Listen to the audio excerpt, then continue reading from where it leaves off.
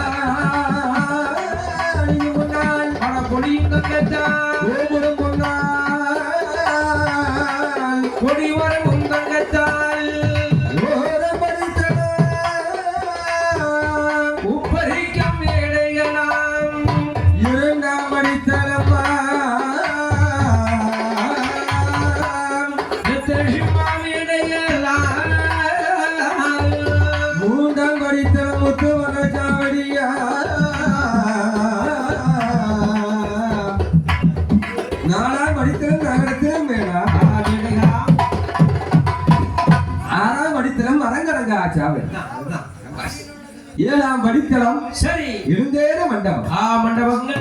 எட்டாம் படித்தளம் எண்ணைக்காம் வேடை வேடைகளாம். ஒன்பதாம் படித்தளம் ஓலைப்பூவாள் சாவடிகள். 10ஆம் படித்தளம் பளிங்குமா. இந்த மாதிரி பளிங்கா இருக்கு. எங்க பார்த்தாலும் பளிங்கி ஃபுல்லா ஒரே டைல்ஸ் தான். ஆமா, நடப்பாத ஃபுல்லா பளிங்கா இருக்கு இல்லையா? ஆமா, அதான் பளிங்குமா மேடை. மேடைகள் மிச்சாவடி, பிச்சாவடி, பின்னரங்கா, மாளிகை, ஆனைகட்டு, சாவடி, குதிரை கட்டு, லயங்கள் எல்லாம் ஏராளமா இருக்கிறது. அப்பா, மன்னன் அழகா ஆண்டு வரும் நேரம், சீமை சிறப்போடு ஆண்டு வரும் நேரம். அழகா மன்னன் என்ன நாட்டை ஆண்ட மன்னன் எங்க வருவார்? அரண்மனைக்கு தான் வருவார். மலை. ஆமா, எங்க போனாலும் எங்க சுத்தினாலும் அரண்மனைக்கு வந்துதான் ஆகணும். வீட்டுக்கு வந்துதானே ஆகணும். ஆமா, எங்க ஓடி ஓடி உழைத்தாலும் சரி வீட்டுக்கு வந்துதானே ஆகணும். யாருக்காக உழைக்க? வீட்டுக்கு தானே. சரி இல்லையா? ஆமா, ஆனா நம்ம தலைவர் வந்து நம்மளுக்கு மட்டும்தான் உழைக்க. ஆமா இல்லையா? அப்படி ஒரு தலைவர் கிடைக்குமா ஐயா? ஆமா ஐயா. சரி, அந்த நாகமுடி ராஜமன்னர்களாகவே அழகாகவே அரண்மனைக்கு வருகிற நேரம், நேரத்திலே மன்னனை கண்டா மனைவி கண்டு வெளியில் சென்ற கணவன் எப்போது வருவார் வருவார் வழிமேல் வெளி வைத்து எதிர்பார்த்து கொண்டு இருக்கிறாரே. எதிர்பார்த்து இருந்த மங்கை மங்கையானவள் நாகக்கண்ணி பெண்ணால் பெண்குடியானவள் என்ன செய்கிறார் தெரியுமா? என்ன பண்ணுகிறாளோ? அங்கு தங்க நல்ல தலையிட்டு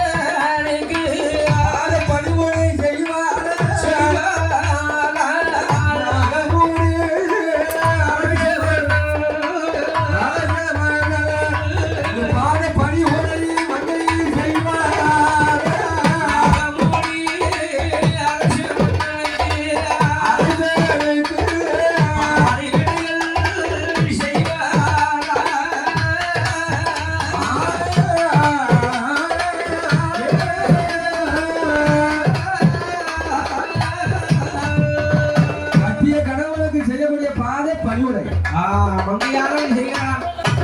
அப்பொழுது மங்கை செய்தார்கள். நம்ம கட்டிய கணவனுக்கு கட்டிய மனைவி அது ஆண்டியாக இருந்தாலும் சரி, சரி, அரசனா இருந்தாலும் சரி, இருந்தாலும் சரி, என்ன இருந்தாலும் அவர் நம்மளுக்கு கட்டிய கணவன். ஆமா, மன்னன் வேலைக்கு போயிட்டு வருவாரு. வீட்டுக்கு வரும்போது எதிர்பார்த்து கொண்டு இருக்கிறான். எதிர்பார்த்து இருந்து வாசல் கடையில இருக்குமே இருப்பாளே, தண்ணி இருக்கும். ஆமா, பாதத்தை அப்படி